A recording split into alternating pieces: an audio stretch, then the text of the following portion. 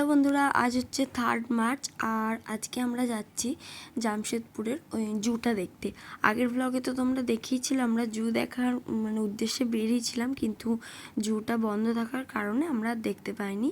তাই বাবার যেহেতু দেখা জুটা, তাও আমাদের সাথে বেরিয়েছিল আগের দিন। আর বাবার শরীরটা আজকে তেমন ভালোও নেই, ওই জন্য আমি আর বর্মশাই দুজন মিলেই বেরিয়েছি জুটা দেখতে। আমরা জুয়ের ভেতর ঢুকে গেছি আর টিকিটও কেটে নিয়েছি। এখানে পার হেড 50 টাকা করে টিকিট ছিল, তো আমরা দুজন যেহেতু এসেছি আমরা টিকিটটা কেটে নিয়েছি।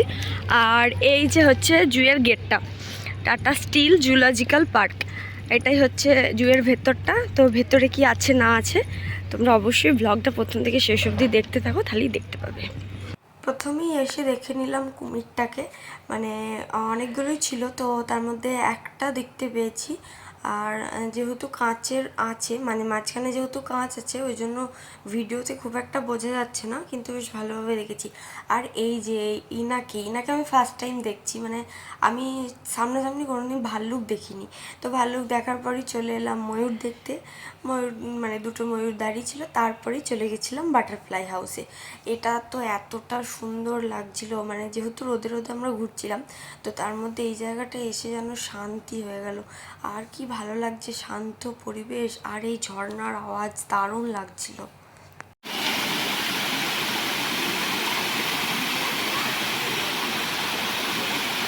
বাটারফ্লাই হাউস দেখা হয়ে গেছে, ওখান থেকে বেরিয়ে পড়লাম। আর বেরিয়েই দেখে নিলাম জলহস্তিকে, মানে পুরোটা দেখতে পাইনি, হাফ ডুবে ছিল, তো পুরো শরীর আমার দেখার ভাগ্য হয়নি, তো হাফ দেখলাম। তারপর প্রচুর নাম না জানা পাখি দেখেছি, অত নাম আমি সেখানে পড়ে হয়তো বুঝতে পেরেছি, কিন্তু এখন আর ভিডিওতে আমি বলতে পারছি না এডিটের সময়। তো যেগুলো মনে আছে তো সেগুলো ভিডিও করেছি, তো সেগুলো তোমরা একটু দেখে নাও পজ করে। আর প্রচুর প্রচুর পাখি দেখেছি। আর এদিকে ছিল এটা অ্যাকোয়ারিয়ামের পুরো ঘরটা ছিল।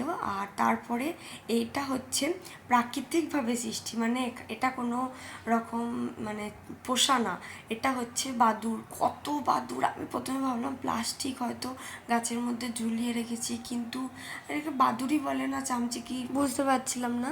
তো যাই হোক, তারপরেই দেখে নিলাম এই যে শের, মানে এতটা কাছ থেকে এতটা ভালোভাবে দেখবো বুঝতে পারিনি।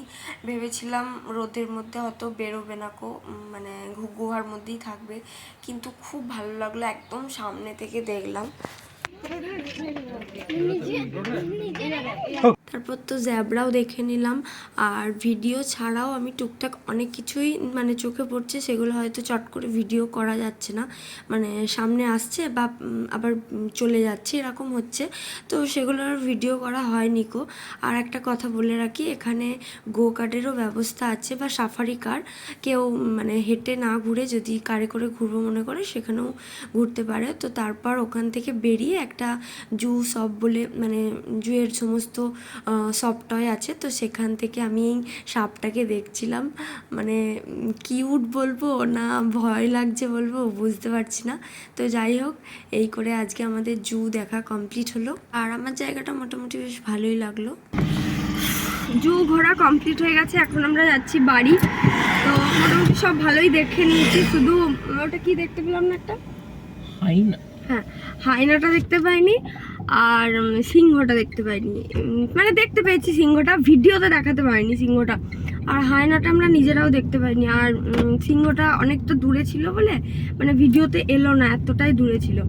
তো জু দেখা কমপ্লিট, অনেকদিন ধরে ইচ্ছে ছিল বড় পিসিমণির বাড়িতে এসে জু দেখবো, তো দেখা হয়ে গেল। আজকের ব্লগটা তাহলে এখানেই শেষ করলাম, দেখা হচ্ছে নেক্সট একটা ব্লগে, বাই।